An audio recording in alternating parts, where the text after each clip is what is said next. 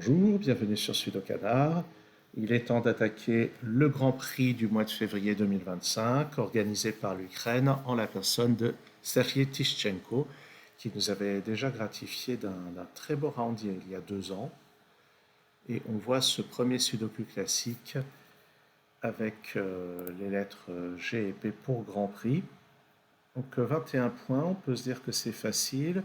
Et dans mon souvenir, j'ai pas réussi à le faire sans écrire de candidat. Ben, de toute façon, celui-ci, je l'ai commencé à la toute fin de l'épreuve. J'ai réussi à le terminer, je sais plus, à même pas une minute de la fin.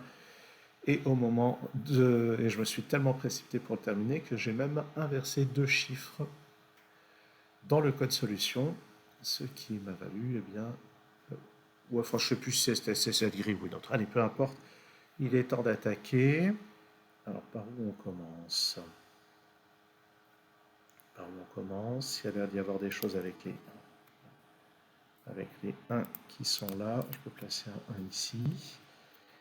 Et donc le 1, je l'ai placé par une logique principalement verticale. Je regarde l'impact horizontal.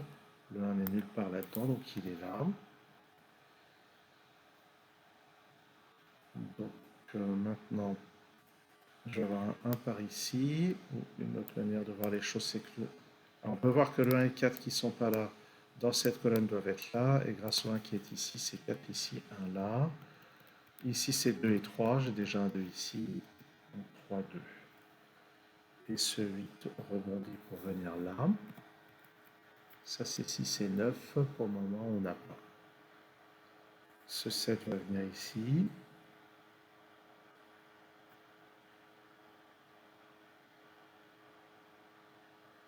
Ok. 6 et 7. 6 et 7 ne sont pas là-dedans, donc ils sont là. Allez, je les note. De même, le 1 et le 2 ne sont pas là. Donc sur cette ligne, le 1 et le 2 vont être là. J'ai un 1 ici. Donc 2 et 1. Le 5 et le 4 maintenant ne sont pas là. Donc dans ce bloc, ils sont ici. J'ai un 4 ici. Ça, c'est 3 et 9. Mais je sais que j'ai un 9 ici. Donc c'est 3 ici, 9 là. Ça, c'est 5 et 3. Allez, je les note. Ça, c'est 6 et 9. Je les note aussi. Et ici, 2 et 7. Je les note. J'ai dit 2 et 7.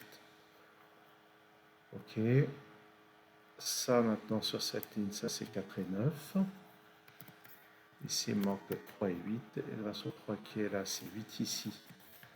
3 là. Je complète la ligne avec un 2. Ah bah tiens, ça, c'est une chose que j'aurais pu faire depuis le début. Placer le 1 ici. Il est entouré de 8 et 9. Ok. Ensuite, dans cette colonne, il me manque 2, 3 et 9. Bah là, j'ai 2 et 3, donc ça, c'est 9. Ce qui permet de résoudre ceci. Là, c'est 2 et 3, mais j'ai 3 ici. Donc, 3, ici 7, ici 2. Et puis, grâce à ce 3, ça c'est 5 et ça c'est 3. Donc ça va. Sur cette ligne, 5, 8 et 9. Ah, tiens, je suis en train de remarquer. Sur cette ligne, on voit que le 2 ne peut être que là. Quand même le noter. Après, il manque 6, 7 et 9. Donc ça, c'est 6 ou 7. Allez, je commence à noter des candidats un peu bourrinement. Sur cette ligne, il manque 4, 5 et 8. Donc ça, c'est 4 ou 5. Et avec ça, ça c'est 4 ou 8. Ça, c'est 5 ou 8. Là-dedans, c'est 4, 5, 6, 7. Donc ça, c'est parmi 4, 5, 6. Là, j'ai encore 4 candidats, je ne vais pas noter. Sur cette ligne, il manque le 5 et le 6. Sur cette ligne, 5, 8 et 9. Ah, intéressant. Ok. C'est comme ça que je fais apparaître une paire cachée 8 et 9. Ce que ça signifie, c'est que j'ai besoin du 8 et du 9 pour remplir ces deux cases. Donc, dans cette colonne, le 8 et le 9 ne peuvent être nulle part ailleurs. Donc ça ne peut pas être un 8, c'est un 4. Et ça, j'aurais clairement pas pu le débusquer sans noter de candidat. Je sais qu'il y a des gens qui y arrivent. Bravo aux gens qui y arrivent. Ça n'est pas mon cas. Et maintenant, grâce aux 3 qui sont ici, je peux placer un 3 ici. J'aurais peut-être pu le voir avant. Ça, je ne me rends pas trop compte. Dans cette colonne, le 8 et le 9 sont là. Le deuxième 6 ou 7 vient ici.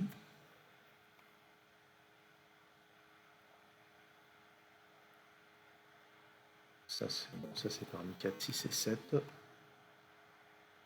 Dans cette colonne, il me manque 4, 6, 8 et 9. Là, j'ai 4 et 6, donc ça c'est 8 ou 9. Et ce qu'on peut repérer, c'est que le 5 sur cette colonne ne peut être que là.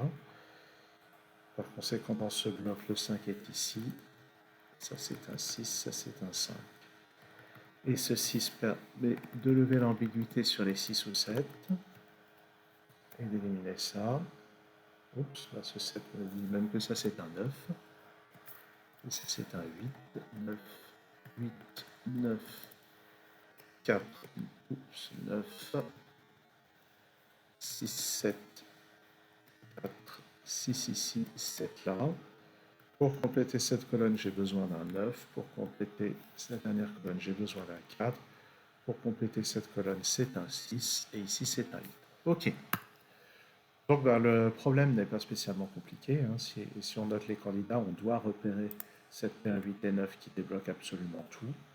Si on essaye de faire tout ça en candidat, oui, c'est sûr que ça peut prendre un peu de temps. Au bout du compte, les 21 points ne me paraissent pas déraisonnables.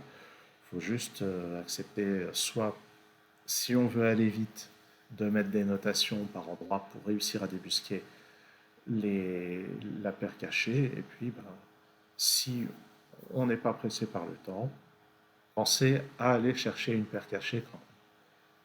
Bon, ça peut pas être surprenant que ce soit seulement 21 points quand il y a une paire cachée à débusquer. Bon, personnellement, moi, ça ne me choque pas plus que ça. Merci d'avoir suivi cette vidéo. À très bientôt sur Sudokanar.